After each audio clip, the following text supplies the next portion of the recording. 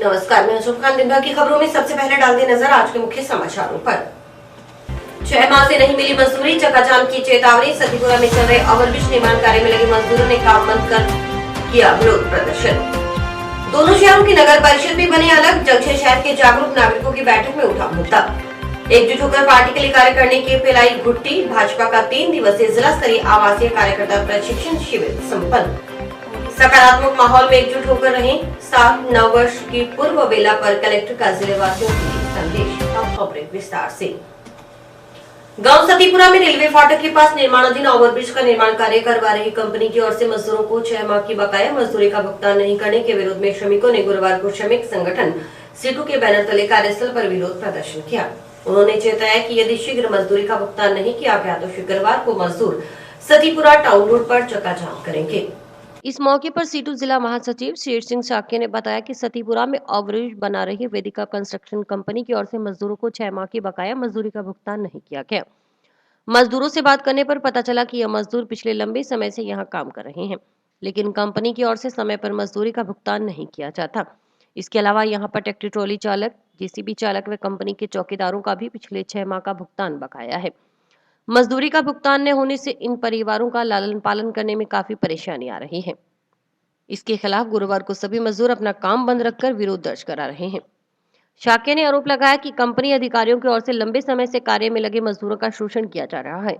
Construction company की तरफ मजदूरों का लाखों रुपयों का भुगतान बकाया है। उन्होंने चेताया कि यदि शाम तक कंपनी की ओर से मजदूरों को उनकी बकाया मजदूरी का भुगतान नहीं किया गया तो शुक्रवार को सतीपुरा बाईपास पर जाम कर प्रदर्शन किया जाएगा। आज यहाँ हनुमानगढ़ के बाईपास पर जो अपना पुल बन रहा है, इस पुल का जो टेंडर है वो वेदिका कंस्ट्रक्शन कंपनी है और बताया ये जा रहा है कि केंद्र सरकार के किसी मंत्री के, बड़े मंत्री के रिश्तेदार का ये टेंडर है। अभी जिस काम के लिए हम यहाँ आए हुए हैं, लगभग 3 साल से काम चल रहा है। यहाँ के नजदीक के क्षेत्र के गरीब जो लोग हैं, सतीपुरा है, सुरेसिया है, चकदवाला, सिंहवाड़ा है, गाड़ू है, वहाँ के मजदूर यहाँ काम कर रहे हैं और उनको यहाँ करीब इस पूरे प्रोजेक्ट में करीब 300 से 400 के करीब लगभग मजदूर काम करता है। रोजाना मजदूरों को लाते हैं, रोजाना नए नए मजदूर आते हैं, उनका रोजाना का पैसा ये खा जाते हैं। अकेला मजदूर बोलकर किसको क्या कहे। अभी 10-15 दिन पहले कुछ मजदूरों ने आवाज उठाई तो इनके जो बाउंसर रखे हुए उन्होंने मजदूरों को पीटा और थाने में मुकदमा दर्ज करवा दिया। हमने उस वक्त भी कहा, इन्होंने कोई सुनवाई नहीं की। आज जब यहाँ जेसीबी के लोग, ट्रैक्टर ट्राली के मजदूर, इनके ड्राइवर, उनके मालिक, उनको लाखों रुपए बकाया है और हमारे जो मजदूर थे वो यहाँ धरना लगाकर बैठ गए। हम यहाँ पहुंचे हैं मौके पर पहुंचने के बाद उनके मुनीम से बात की तो वो बोले हमारे मालिक की लड़की बीमार होगी, इसलिए हमने कहा भी आज बीमार तो अब हुई है, इससे पहले नहीं। तो उनका बकाया था, उस बकाये को लेकर हमने यहाँ प्रदर्शन किया है। हमने उनको चैलेंज किया कि अगर शाम तक आपने इन मजदूरों का, जेसीबी का, ट्रैक्टर ट्राली चालकों का, इनके ड्राइवरों का, चौकीदारों को अगर आपने पैसा नहीं दिया तो ये जो कल चौक है 10 बजे हम इस चौक पर धरना प्रदर्शन करेंगे। CI2 का एक एक मजदूर, एक एक कार्यकर्ता हमारे इन मजदूरों के साथ इस शोषण के खिलाफ अपनी लड़ाई लड़ेगा। उधर सार्वजनिक निर्माण विभाग के अधिशासी अभियंता कप्तान सिंह ने बताया कि ठेकेदार की ओर से कुछ मजदूरों को बकाया मजदूरी का भुगतान कर दिया गया है। जिन मजदूरों का भुगतान बकाया है उनका विभाग की ओर से बिल बनाकर भेजा गया है। ट्रेजरी में बिल पास होते ही ठेकेदार को भुगतान हो जाएगा। इसके बाद मजदूरों को उनकी मजदूरी का भुगतान हो जाएगा। का निर्माण हो रहा है आरोपी का, तो इसमें ये वर्मा प्रकाश मोदी के नाम टेंडर है और ये 58 करोड़ का टेंडर है। तो इसमें अभी ठेकेदार काम कर रहा है, कुछ लेबर का पेमेंट वो कर दिया है, कुछ का अभी हमने बिल बना के भेजा है इसका। तो वो जैसे ट्रेजरी में पास होगा तो उसका ठेकेदार को भुगतान हो जाएगा और वो कोई लेबर का इशू है उनको जैसा भी कर देगा। जंक्शन शहर के जागरूक नागरिकों की बैठक कलेक्ट्रेट स्थित पेंशनर हॉल में संपन्न हुई। बैठक में पूर्व पार्षद राम सिंह सिद्धू ने कहा कि जंक्शन में बन रहे मेडिकल कॉलेज का टाउन शहर के लोग बेवजह विरोध कर रहे हैं, जबकि वे नहीं चाहते कि यह टाउन जंक्शन की लड़ाई बने। उनका टाउन क्षेत्र के लोगों को कहना था कि जो चीज जहां बननी चाहिए वहीं बननी चाहिए, लेकिन टाउन क्षेत्र के लोग मेडिकल कॉलेज की सुविधाओं को अपने व्यापार के साथ जोड़ने की कोशिश कर रहे हैं, जो अच्छी बात नहीं। सिद्धू ने कहा कि टाउन क्षेत्र में इतनी लंबी चौड़ी जगह नहीं जहां मेडिकल सुविधाओं का विस्तार किया जा सके। अगर मेडिकल कॉलेज से संबद्ध बेस अस्पताल को टाउन के जिला अस्पताल में शिफ्ट करने का प्रयास हुआ तो वे भी चुप नहीं बैठेंगे और इसके खिलाफ न्यायालय का दरवाजा खटखटाएंगे। मेडिकल कॉलेज से संबद्ध बेस अस्पताल जंक्शन में ही बने। जंक्शन की एक ईंट भी टाउन में नहीं लगने दी जाएगी। साथ ही कहा कि जंक्शन शहर की नगर परिषद को भी अलग करवाया जाएगा, क्योंकि जंक्शन और टाउन दो अलग अलग शहर हैं। दोनों शहरों की नगर परिषद अलग अलग होनी चाहिए। ये बैठक में एजेंडे में शामिल किया गया।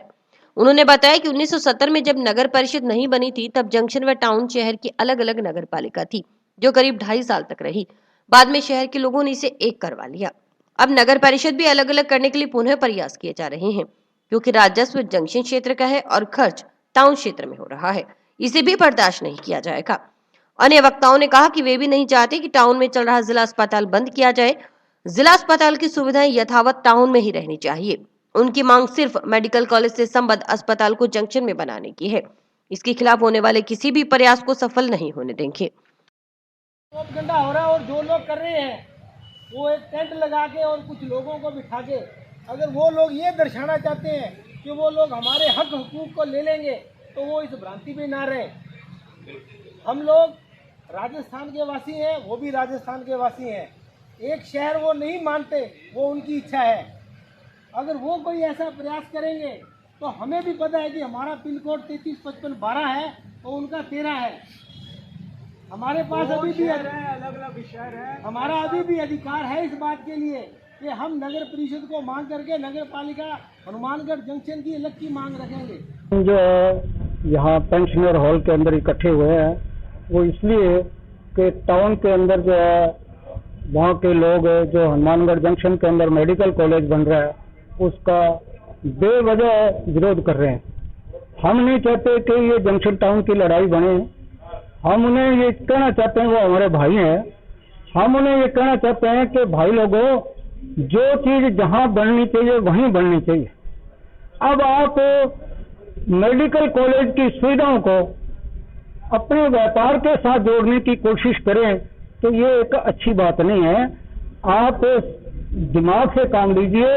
आपके वहां कहीं भी कोई लंबी चौड़ी जगह नहीं है जिससे कि आने वाली सुविधाएं जो हॉस्पिटल से संबंधित वो वहां शिफ्ट की जा सके।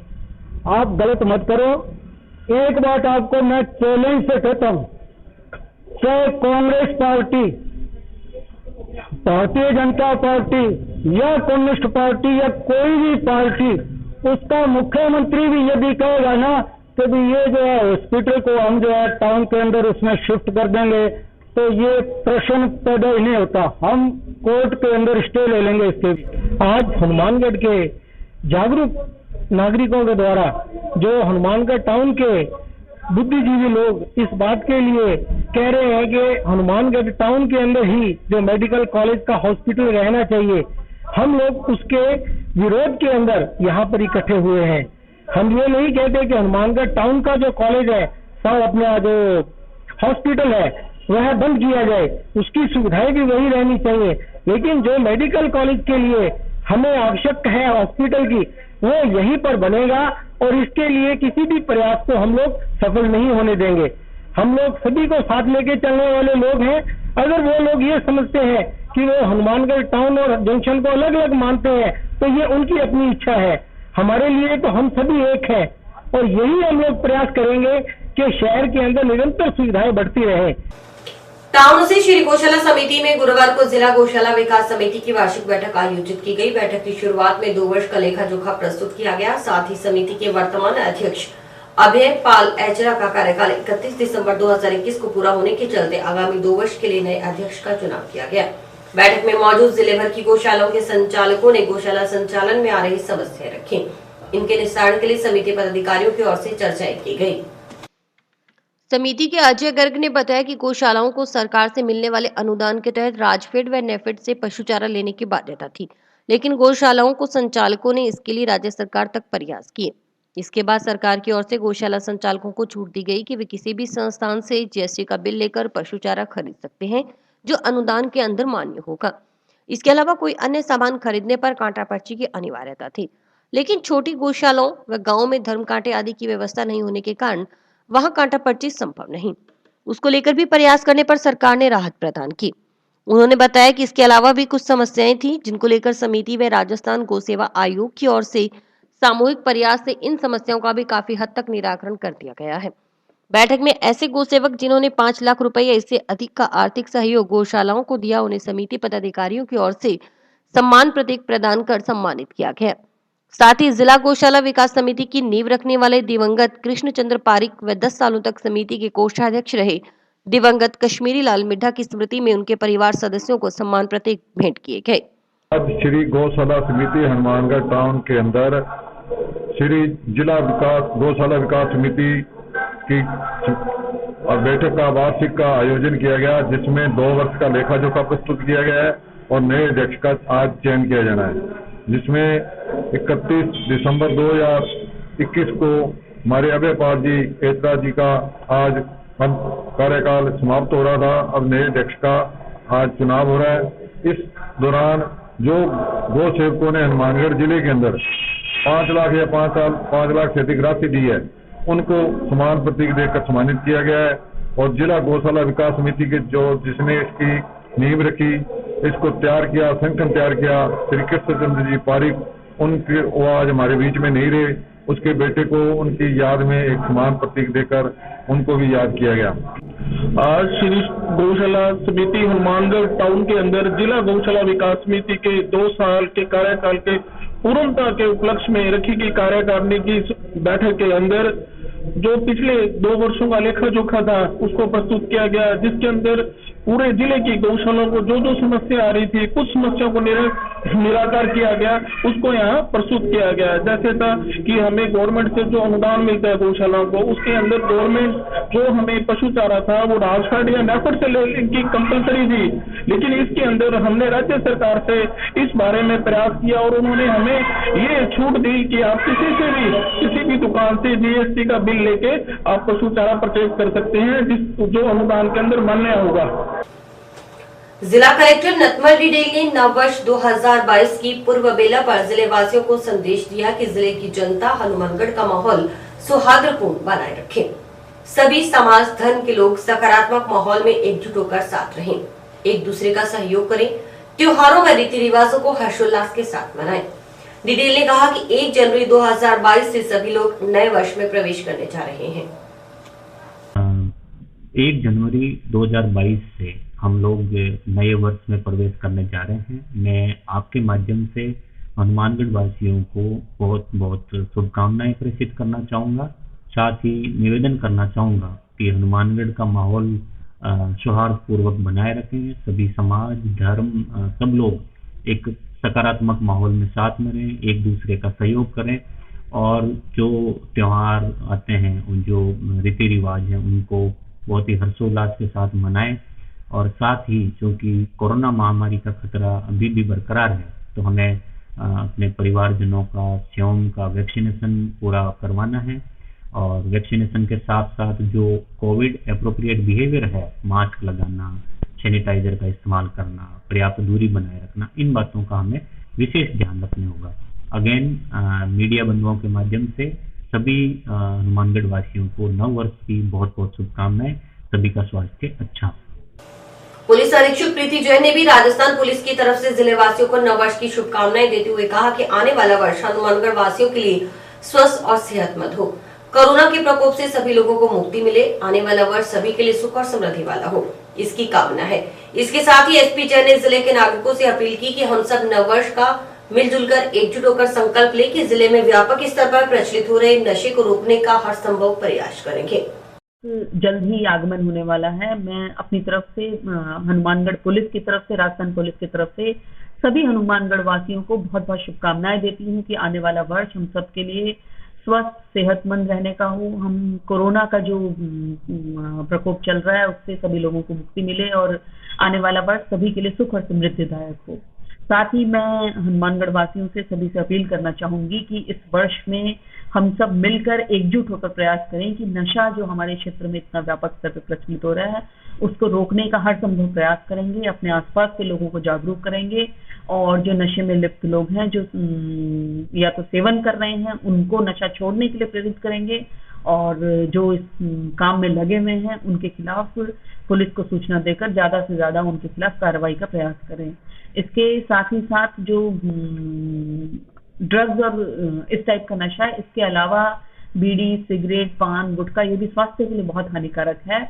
तो पूरा प्रयास करें हम सब मिलके कि हम इस नशे की आदत से मुक्त हों और अपने जीवन को सुखी और सेहतमंद बनाए। नए वर्ष में जो जश्न की जाती है, अभी सरकार के द्वारा भी कुछ गाइडलाइंस जारी की गई हैं। मैं सभी से अपील करना चाहूंगी कि आने वाले समय में कोविड का प्रकोप दोबारा से बढ़ता जा रहा है, संख्या इसकी दिनों दिन बढ़ रही है, तो आने वाले समय में ओमिक्रॉन, डेल्टा और इससे संबंधित जो डेल्मिक्रॉन की धारणा आ रही है, तो उनसे बचाव के लिए सोशल डिस्टेंसिंग का पालन करें, मास्क लगाएं और जहां तक हो सके अपने घर वालों के साथ ही अपने घर के अंदर इसका सेलिब्रेशन करें, अवॉइड करें पब्लिक प्लेसेस और पब्लिक सेलिब्रेशन अवॉइड करें। टाउन की बिश्नोई धर्मशाला में चल रहा भारतीय जनता पार्टी का 3 दिवसीय जिला स्तरीय आवासीय कार्यकर्ता प्रशिक्षण शिविर गुरुवार को संपन्न हो गया।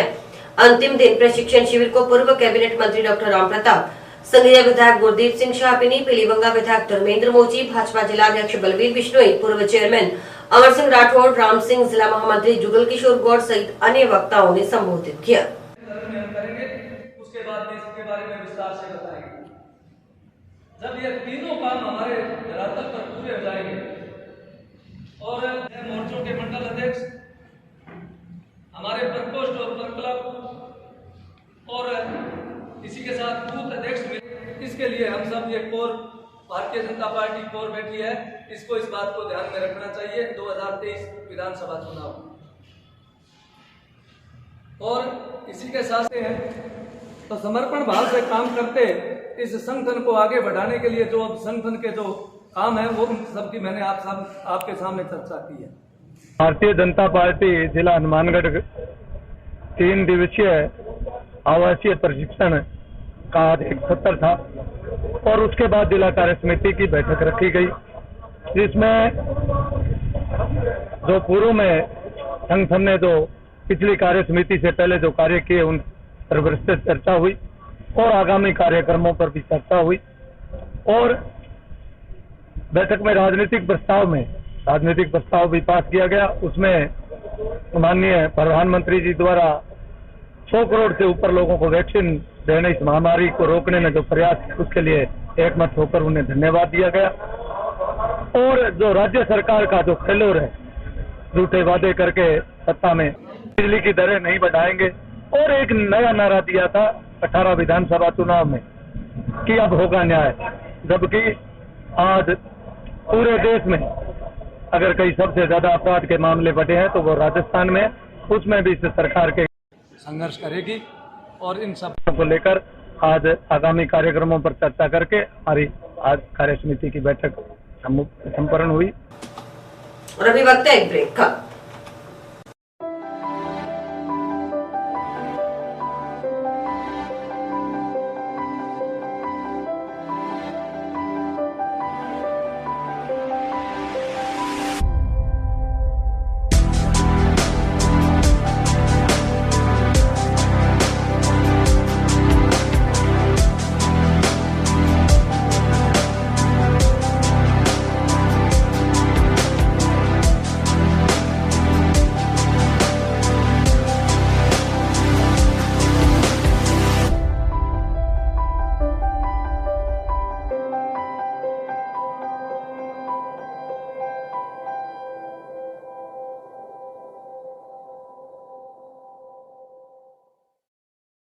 टाउन स्थित राजकीय नेहरू मेमोरियल महाविद्यालय में चल रही राष्ट्रीय सेवा योजना की 3 इकाइयों के 7 दिवसीय विशेष शिविर का समापन गुरुवार को हुआ। इस उपलक्ष्य में समापन समारोह आयोजित किया गया। कार्यक्रम की अध्यक्षता प्राचार्य डॉक्टर नरेंद्र सिंह ने की। मुख्य अतिथि कॉलेज के 1966 बैच के प्रथम विद्यार्थी छोटूलाल निवासी संग्रिय थे। विशिष्ट अतिथि के रूप में नगर परिषद के मुख्य स्वच्छता निरीक्षक प्रेमलता पुरी एवं स्वच्छता निरीक्षक जगदीश सिराम ने शिरकत की। इस दौरान नगर परिषद की मुख्य स्वच्छता निरीक्षक प्रेमलता पुरी की ओर से महाविद्यालय को 15 कचरा पात्र भेंट किए गए। राष्ट्रीय सेवा योजना के जिला समन्वयक डॉक्टर विनोद कुमार जांगिड़ ने 7 दिन चले शिविर में हुई गतिविधियों की जानकारी देते हुए बताया कि शिविर के तहत स्वयंसेवकों की ओर से विशेष रूप से महाविद्यालय प्रांगण में स्वच्छता अभियान चलाया गया। इसके अंतर्गत स्वयंसेवकों की ओर से करीब 15 किलोग्राम प्लास्टिक कचरा संग्रहित किया गया। इसके अलावा महाविद्यालय की वह जगह यहाँ सफाई नहीं थी, वहाँ श्रमदान कर उस जगह को साफ किया गया। पर्यावरण दिवस मनाते हुए करीबन 25 पौधे भी रोपे गए। रैली भी निकाली गई। फिटनेस के तहत स्वयंसेवकों की ओर से व्यायाम और प्राणायाम करवाया गया। मंगलवार व बुधवार को महाविद्यालय प्रांगण में शिविर के तहत सांस्कृतिक कार्यक्रम आयोजित किया गया।